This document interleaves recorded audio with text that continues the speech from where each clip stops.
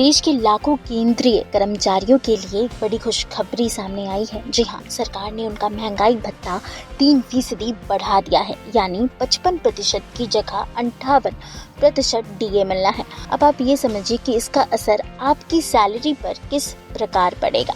जी हाँ, अगर किसी कर्मचारी का बेसिक पे 18,000 है तो उसकी सैलरी में करीब 540 रुपये का इजाफा होगा। आपको बता दें कि इस वृद्धि में कम से कम वेतन वाले कर्मचारियों का कुल वेतन 28,440 हो जाएगा।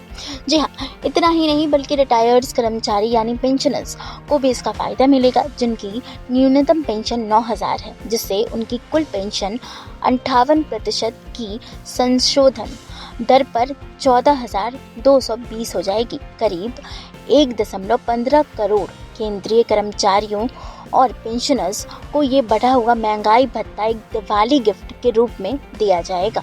और हाँ, ये वेतन आयोग यानी 8th पे कमीशन का इंतजार तो जारी है, लेकिन बताया जा रहा है कि इसका ऐलान 2028 में हो सकता है। हालांकि इसका असर जनवरी 2025 में एरियर के रूप में किया जा सकता है। तो फिलहाल 8th पे कमीशन के तहत ये बढ़ोतरी कर्मचारियों और पेंशनर्स दोनों के लिए बहुत बड़ी खुशखबरी लेकर के आई है। जी हाँ, लेकिन ये पे कमीशन और एरियर क्या होता है और किस प्रकार से काम करता है, आइए आपको इससे जुड़ी जानकारी देते हैं। ये कमीशन एक सरकारी कमेटी है जो कि यह तय करती है कि सरकारी कर्मचारियों को कितनी सैलरी मिलेगी। करीब 10 साल पर एक नया पे कमीशन बनता है।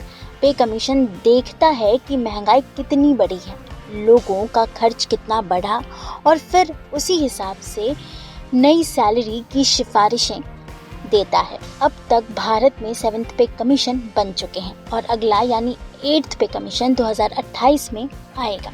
अब ये एरियर क्या होता है, आपको बता दें कि बकाया रकम या पहले का बचा हुआ पैसा जो बाद में दिया जाता है।